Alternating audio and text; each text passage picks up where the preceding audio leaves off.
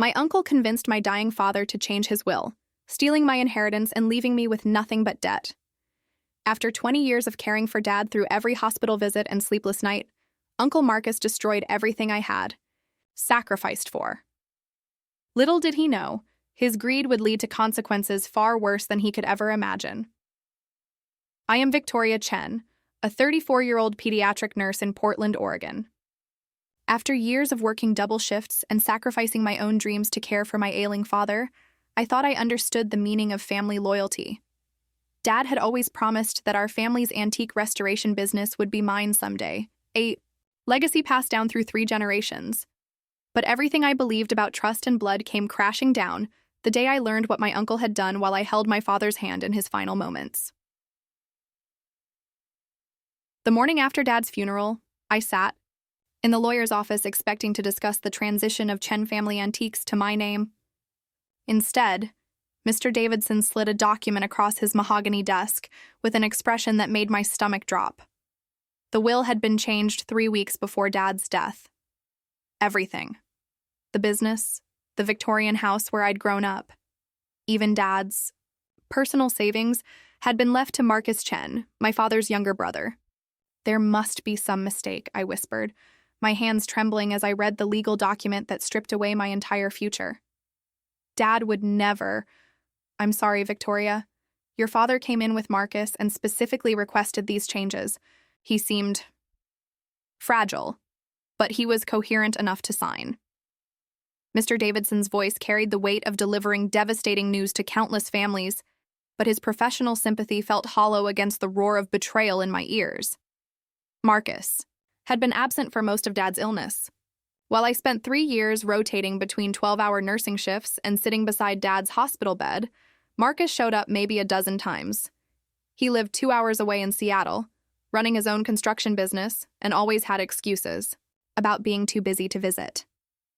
Yet somehow, in those final weeks when Dad's medication made him confused and desperate, Marcus had found time to manipulate a dying man into signing away his daughter's birthright.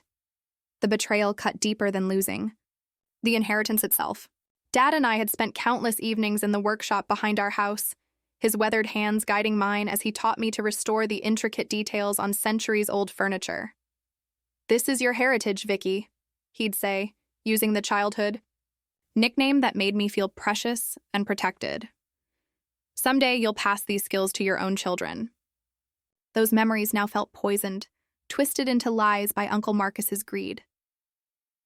I confronted Marcus that same afternoon, driving to his sprawling suburban house with my grief transformed into burning rage. He answered the door wearing a satisfied smile that made me want to scream. "Victoria, I'm so sorry about your father. I know this must be difficult to understand." "Difficult to understand?" I stepped closer, my voice shaking with fury. "You manipulated a dying man into stealing from his own daughter. How is that difficult to understand?" Marcus's expression shifted to practiced innocence. "Your father made his own decisions. Maybe he realized you were too busy with your nursing career to properly manage a business. I have experience with companies. Victoria. This way the family legacy stays protected." The audacity of his lie stunned me into momentary silence. Too busy? I had sacrificed promotions, turned down opportunities, and exhausted my savings caring for Dad, while Marcus lived his comfortable life hours away. Now he stood in his expensive entryway, wearing a suit that probably cost more than my monthly rent, acting like he'd done me a favor. "Dad trusted you," I said, my voice barely above a whisper. "We both did. And he was right to trust me. I'll make sure the business thrives." Marcus glanced at his watch as if my devastation was an inconvenience. "Look, Victoria, I know you're upset, but this is what's best for everyone. You can visit the shop anytime you want." Visit. Like I was a tourist in my own family's legacy.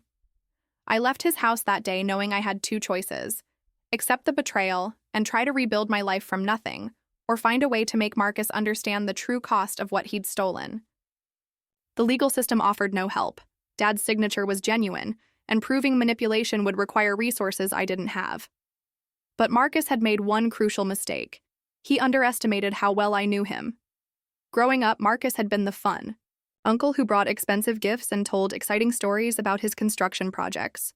But I remembered the whispered arguments between him and Dad, the way Marcus would disappear whenever family responsibilities demanded sacrifice. He'd always taken the easy path, leaving others to handle the difficult work while positioning himself to claim credit for their efforts. His betrayal followed the same pattern, but this time he'd pushed too far. I spent the following weeks in a haze of grief and fury, mechanically going through my nursing shifts while my mind churned with plans for justice. My colleagues noticed my distraction. How could they not, when I'd gone from being the cheerful nurse who always volunteered for extra shifts to someone who barely spoke unless directly addressed?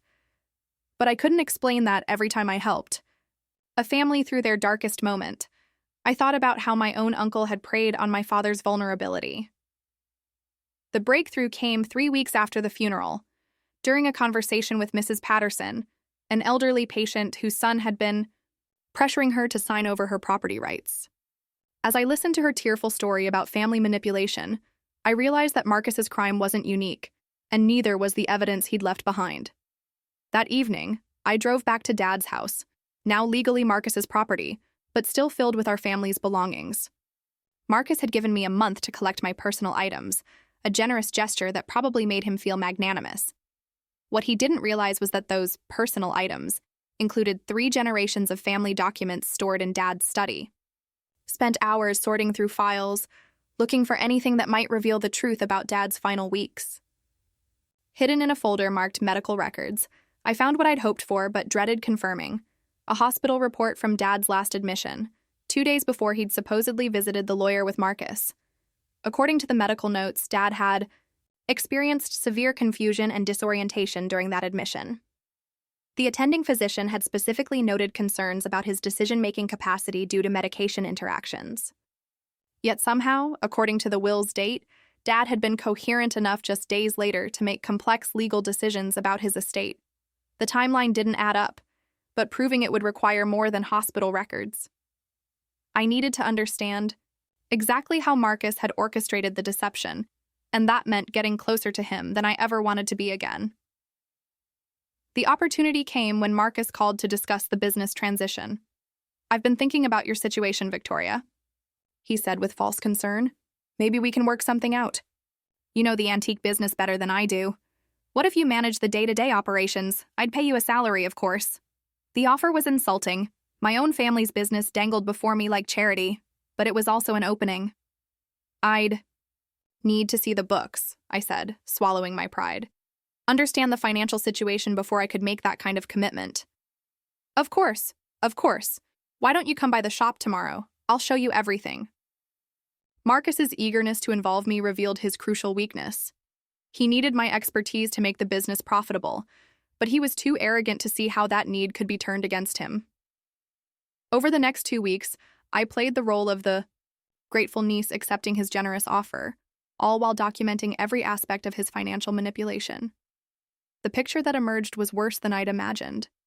Marcus hadn't just stolen my inheritance, he'd been slowly draining Dad's business accounts for months before the will was changed. Small withdrawals disguised as consultation fees and emergency repairs had been transferred to Marcus's personal accounts.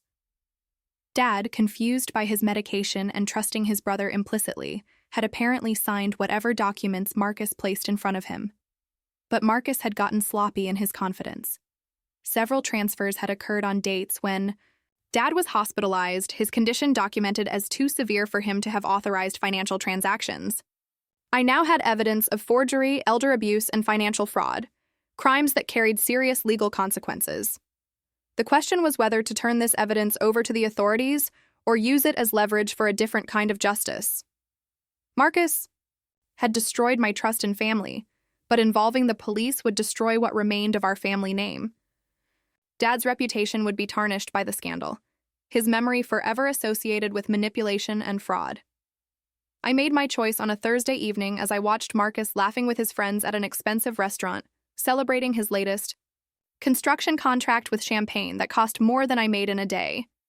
He'd stolen my father's legacy and turned it into funding for his lavish lifestyle, all while pretending to offer me charity. It was time for Marcus to learn that every Action has consequences. The next morning, I called Marcus with a proposition that would appeal to his greed. I've been thinking about the business, I said, injecting excitement into my voice. There's a private collector in San Francisco interested in buying Dad's entire inventory, the rare pieces from the vault. He's offering 3 times market value because he wants the whole collection for a museum display. Marcus's interest was immediate and predictable. 3 times market value? Are you serious? Dead serious. But he wants to authenticate everything. Himself, and he's only in town for 2 days. We'd need to move fast. I paused, letting the urgency build. The thing is, some of Dad's rarest pieces are still in storage from when he was sick. I'll need access to all the business records and storage keys to put together the complete catalog. What Marcus didn't know was that there was no collector, no museum, and no 3 times market value offer. But there was a very real FBI financial crimes unit that specialized in elder abuse cases, and they were very interested in the evidence I'd compiled over the past month. Marcus arrived at the shop the next morning with every document I'd requested, his greed overriding any caution he might have felt. As he spread the business records across Dad's old workbench, records that clearly showed his months of theft and forgery, I felt a bitter satisfaction at how perfectly he'd walked into the trap. This collector, Marcus said, reviewing the inventory list I'd prepared, he's legitimate? I mean, this seems almost too good to be true. Oh, he's very legitimate, I replied, thinking of Agent Martinez, who would be arriving with her team in exactly 15 minutes. He's been tracking Dad's work for years. Very thorough, very detail-oriented, the kind of person who notices when things don't add up. Marcus nodded absently, too focused on calculating his profits to catch the warning in my words. He'd spread out bank statements, forged signatures, and transfer records like a confession written in paper and ink. Everything the FBI would need to build their case was laid out on the table between us. When the federal agents knocked on the shop door, Marcus looked up in confusion. Are we expecting someone else? Just the people who appreciate the value of evidence, I said, walking to unlock the door. The look on Marcus's face when Agent Martinez introduced herself and her team was something I'll remember for the rest of my life. Confusion shifted to understanding to fear, and fear to the desperate anger of someone who'd been outmaneuvered by the person they'd underestimated. Victoria, what is this? His voice cracked with the first hint of real emotion I'd heard from him since Dad's funeral. This is justice, Uncle Marcus. For Dad, for our family, and for everyone else you might have hurt if someone hadn't stopped you. The agents were professional and thorough, treating Marcus with more courtesy than he'd shown my dying father. They explained his rights, cataloged the evidence, and answered his increasingly frantic questions with calm precision. As they led him away in handcuffs, Marcus turned back to me with a look of such betrayed outrage that I almost laughed. You destroyed our family, he said, as if I were the one who'd committed the betrayal. No, I replied quietly. You did that when you decided Dad's trust was something you could steal. The legal proceedings took 8 months. Marcus hired expensive lawyers who tried to paint me as a vindictive niece seeking revenge, but the evidence spoke louder than their arguments. Bank records, medical documentation, and expert testimony about Dad's diminished capacity during his final weeks built an unshakable case of elder abuse and financial fraud. Marcus was sentenced to 4 years in federal prison and ordered to pay full restitution. The judge's comments during sentencing echoed my own feelings. The defendant exploited his brother's trust and his niece's grief for personal gain. Such betrayals strike at the heart of family bonds and cannot be tolerated in a civilized society. But legal victory couldn't repair the damage to my faith in family relationships. Even as I reclaimed Dad's business and began the slow work of restoring what Marcus had stolen, I found myself unable to trust the way I had before. Every family gathering, every friendly gesture from relatives, carried the whisper of potential betrayal.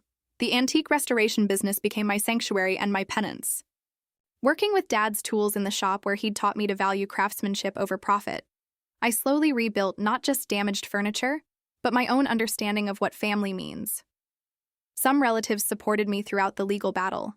Others disappeared rather than choose sides, and a few openly blamed me for airing family business in court.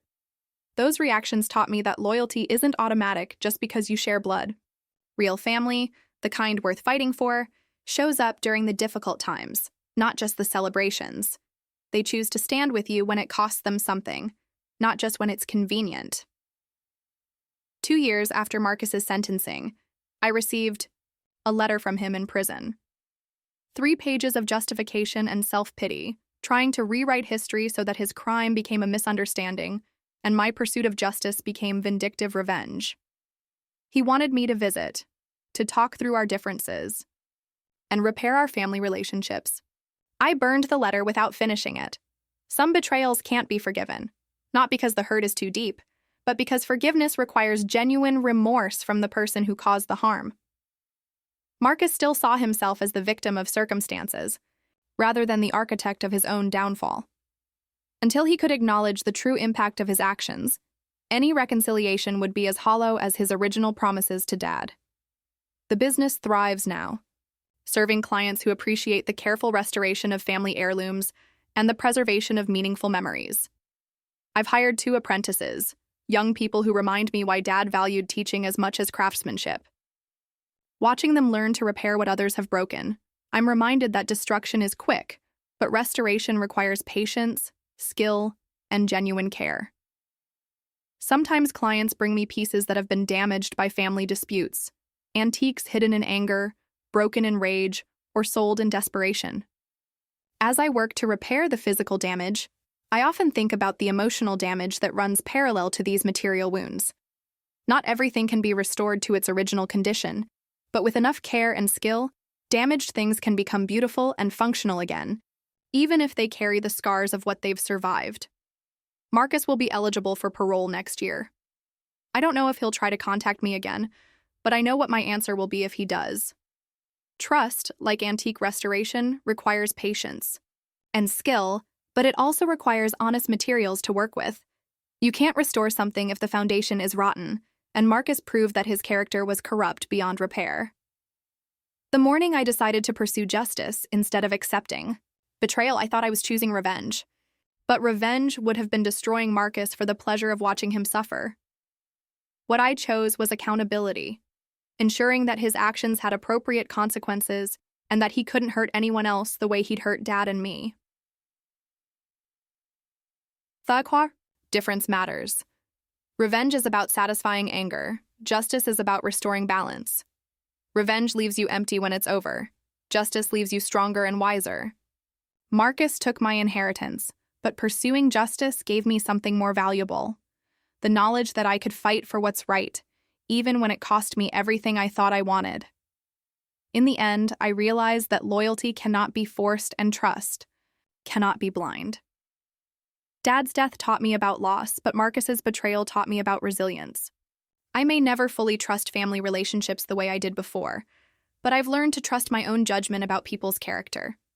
I can see the warning signs now: the way someone treats vulnerability, how they respond to other people's pain, whether their actions match their words when no one is watching. Those hard-won skills have made me a better nurse, a better business owner, and ultimately, a better judge of who deserves a place in my life. The family I choose now is built on demonstrated loyalty rather than shared genetics, on proven trustworthiness rather than assumed obligations. Marcus's betrayal shattered my naive faith in family bonds, but it also freed me to build relationships based on genuine connection rather than duty. The family I have now, my chosen sister Sarah, who held my hand through the trial, my mentor Dr. Williams, who taught me that healing requires both skill and heart, my apprentices who trust me with their futures, these relationships are stronger because they're based on choice rather than chance. Sometimes I walk through Dad's house, now restored to the home I remember from childhood, and I can feel his presence in the careful repairs I've made to the damage Marcus caused. Dad would be proud that I fought for what was right, even when it was difficult. He would be pleased that his business continues to help people preserve their family treasures, that his tools are still teaching the next generation of craftspeople. But I think he would be most proud that I learned to protect myself without becoming hardened, to seek justice without becoming vengeful, and to rebuild trust without forgetting the lessons that betrayal taught me. The shop closes each evening with the same ritual Dad followed for 30 years. I check the locks, turn off the lights, and spend a few minutes in the quiet workshop where broken things find new life.